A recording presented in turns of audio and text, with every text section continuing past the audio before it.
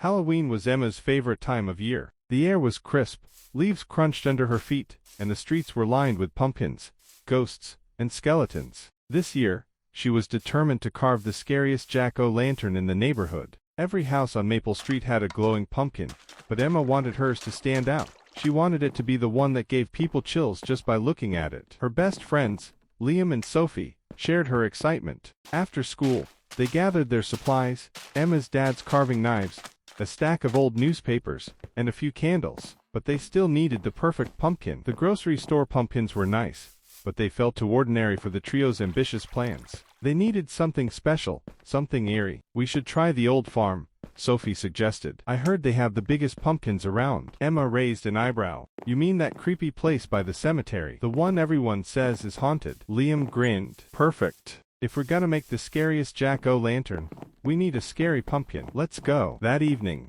with the sky darkening and the last bit of orange sunlight fading, they set out for the farm. The old gate creaked as they pushed it open, and the path was overgrown with thorny bushes and thick vines. The wind whistled through the trees, and every now and then, Emma could have sworn she saw shadows darting between the gravestones at the edge of the cemetery. "Do you think we'll see any ghosts?" Sophie whispered, her voice barely audible over the wind. Emma shrugged, though her heart raced. "Maybe, if we're lucky." The trio trudged on until they reached the pumpkin patch, hidden behind the dilapidated barn. The field was littered with pumpkins, some small and round, others lopsided and wrinkled. But at the very center of the patch, there stood a massive pumpkin, far larger than any they had ever seen. It was almost as tall as Liam and had an odd, dark orange color, like the setting sun tinged with red. "That's the one," Liam said, eyes wide with excitement. But Emma hesitated. Something about the pumpkin made her uneasy. Its skin wasn't smooth like the others.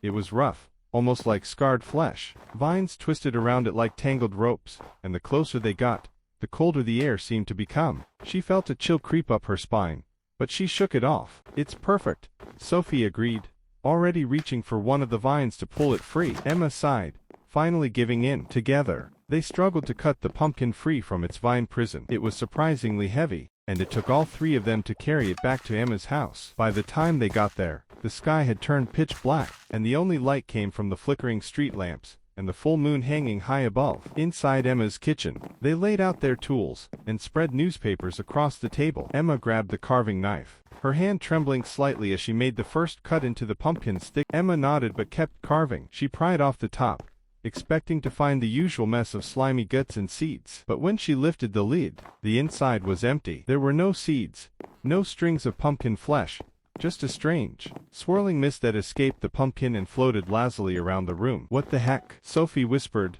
leaning closer. Emma frowned. "That's weird, right? Pumpkins are supposed to have seeds. Lots of them." Liam laughed nervously. "Maybe it's magic. We found a ghost pumpkin." Emma tried to laugh too, but her voice came out shaky. She scooped her hand inside, feeling around for something, anything, but the pumpkin was completely hollow, and the mist clung to her fingers like cold fog. She quickly wiped her hand on her jeans, unease gnawing at her gut. "Let's just carve it," Sophie suggested, trying to shake off the weirdness. They set to work, deciding on a wide, jagged grin and menacing triangle eyes. The pumpkin's thick skin made it hard to carve, and with every cut, Emma felt like she was slicing into something alive. The mist grew thicker, swirling around their ankles, but none of them mentioned it. They were too focused on finishing their creation. Emma nodded, though the uneasy feeling hadn't gone away. They placed the pumpkin on the porch, lit a candle inside, and watched as the eerie face glowed in the darkness. The light flickered through the carved openings,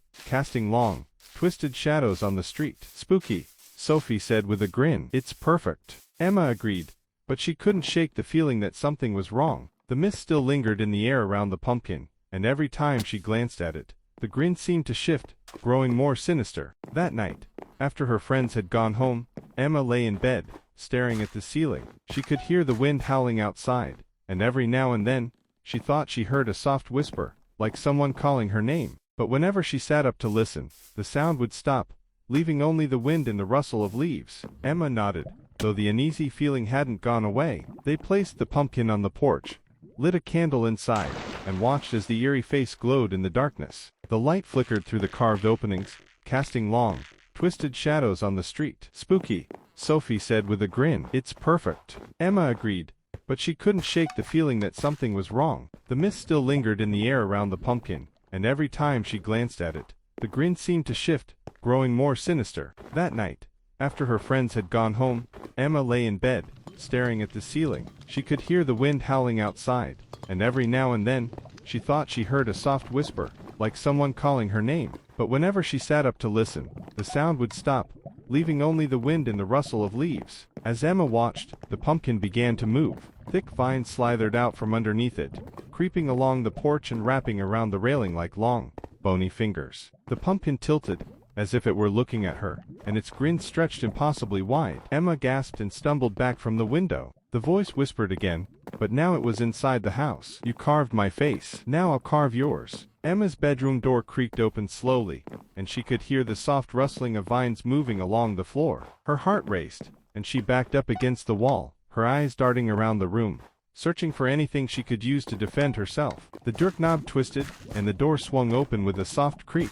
The cold mist from the pumpkin swirled into the room, and with it came the twisted vines, crawling like snakes along the floor. The pumpkin rolled into the doorway, its glowing eyes fixed on Emma, its jagged grin seeming to laugh at her. "Time to carve a new smile," the voice whispered. Emma's breath caught in her throat as the vines lunged toward her, wrapping around her legs and pulling her toward the pumpkin. She grabbed onto the bedpost, struggling to free herself. At that moment, the candle inside the pumpkin flickered out, plunging the room into darkness. The vines released her, slithering back into the hallway. Emma scrambled to her feet, her heart pounding, and grabbed the nearest lamp, flicking it on. The pumpkin was gone. She rushed to the window. The porch was empty. The mist had vanished, and the night was quiet, save for the rustle of leaves in the breeze. Emma never saw the pumpkin again, but every Halloween after that, she left her porch empty, refusing to carve another jack-o'-lantern. And on those nights, just after midnight, she sometimes heard a faint whisper on the wind, "Time to carve a new smile."